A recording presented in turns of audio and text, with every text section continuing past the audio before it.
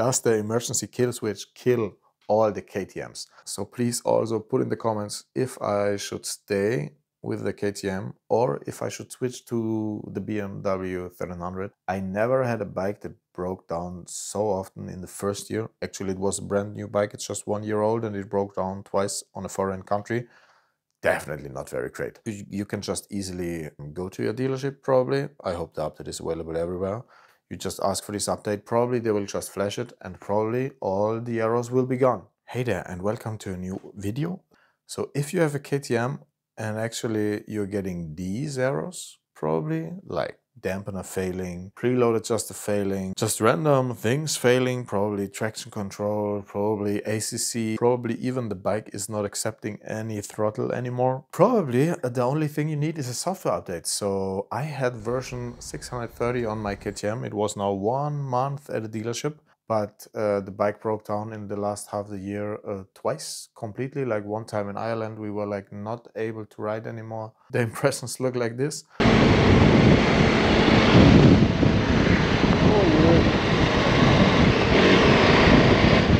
Have a good day.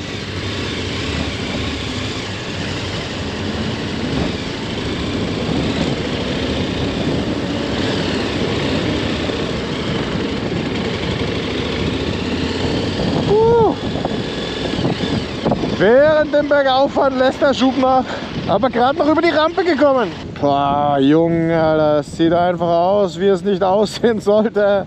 And one time in the heart of Austria, we were just riding and actually the throttle was just not taking anything, just lots of errors showing.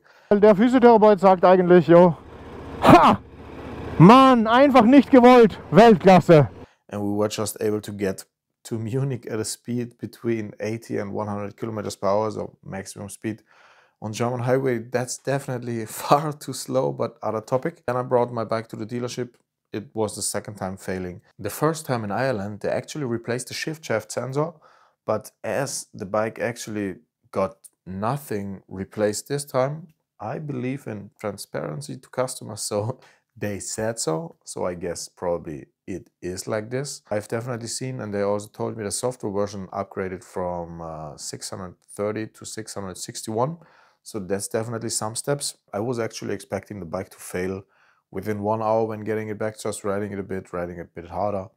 And probably just some errors occur randomly again. But if you have like random errors coming back from time to time, you just stop the bike, start the bike, and you just see dampening failure and you just have a very stiff and very hard dampened bike. You can just easily go to your dealership probably. I hope the update is available everywhere.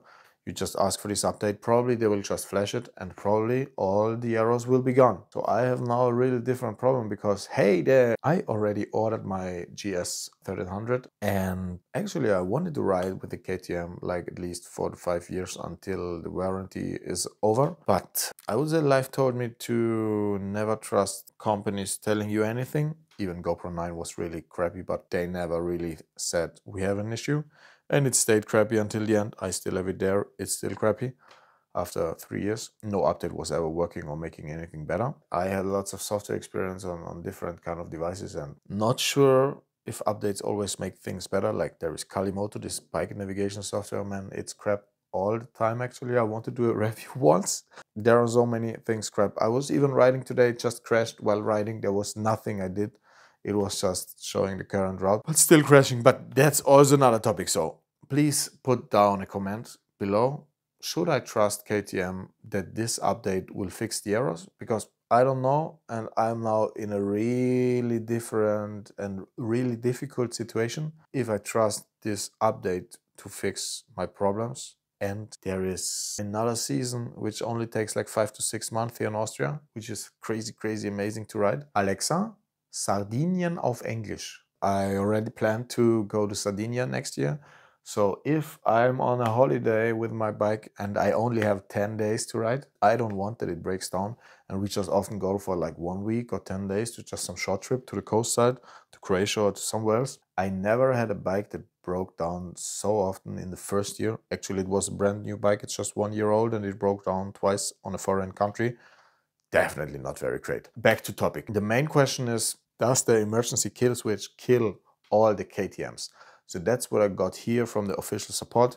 There was a guy quoting, "Hey man, the emergency switch produces problems with the software, so something gets killed." I don't know what the actual reason is, but probably like immediate power loss on all electronic devices. Somewhere is written, don't just pull the power supply, because something can happen. Usually nothing happens, but there is like one out of 50 times probably there is some shortcut, and it will just definitely fry something. So my best guess is sometimes things get fried, and probably from time to time things are able to fix themselves, like, you know, these dampening errors and the suspension errors. They were just like, you park the bike, you turn it off and on again, and all the errors were gone. But definitely the other thing of errors I had while overtaking, traction control was losing, throttle was completely shutting down, and there was no chance to pass this car. Additionally, it was raining, so it was definitely a bad luck situation. Just happened twice in Ireland, but it's raining there all the time. That were my problems, and I'm not sure if those are actually caused by the same reason.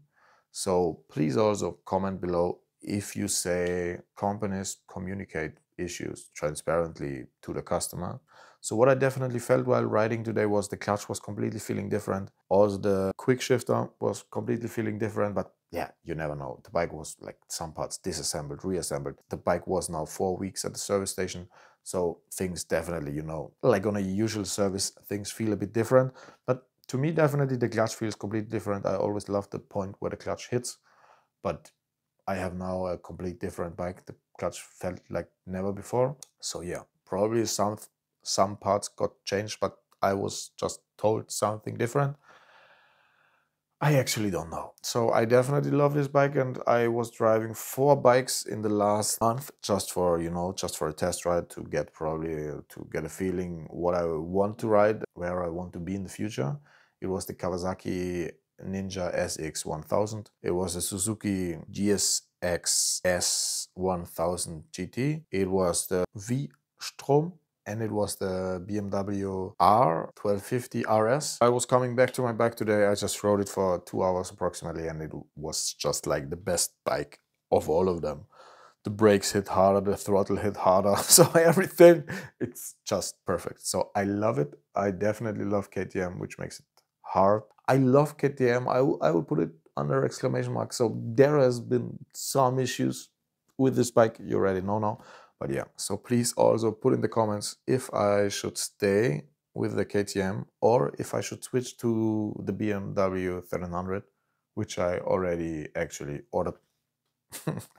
Critics, you know to whom I'm talking, right? So that's the thing actually. So just leave all the feedback you want here in the comments. Probably this video helps someone. There is one more thing I have to mention. I've really read the manual, and I was also talking to the guy on the support on the email. So I really appreciate transparent communication to customers, because to me it's the best thing. So I had my bike twice failing. If someone from KTM would just come to my door, "Hey there, you can just come," and you just say to me, "Hey Mike, we are really sorry. We had this issue." I know, probably it brings legal issues in some countries, but I would just prefer it. They just say, "We had this issue, the software was causing this and that, and this is now definitely fixed. No wires were broken, no components were broken, you know, nothing rubbed or something." I would just completely accept this apology statement, and I would just say, I go for another 3 years on KTM, and if it fails another time next season, I will just sell it anyways then. But I would just have a much more easier choice this time. But yeah, unfortunately, nobody does it that way. There are definitely reasons, I would say bad PR and other stuff, but yeah, not of my business actually. So this makes it really hard to take this chance. But I've read the manual, and what I've seen was as well, there it's really written. So if you have a KTM, don't use, I'm not sure if it's for all the bikes, but definitely it's for the 1290 2022 manufacturing year. So there it's definitely written, never only use the emergency power off at emergency situations. If you want to power the bike on or off, you use the race on, race off key. So that's the main goal actually. Since that guy from the support, thanks again, wrote it to me, I really try to not use it. And actually it works quite good. So most of the time I just put on the side stand and the bike goes off. Even the display is on, everything is okay. And yes, sometimes you just want to power it off manually, and I nearly have it under control to just not use the on-off switch as usual on all bikes. I just then go to the race on, race off button. So probably this also helps a few guys. So what I definitely realized, I failed to realize, so after Ireland my bike was repaired. It was like 1 month working and then it failed. And actually I'm pretty sure in this 1 month I managed to, like 99% of the time, to not use the emergency off. It was working. I don't know if there is any relation.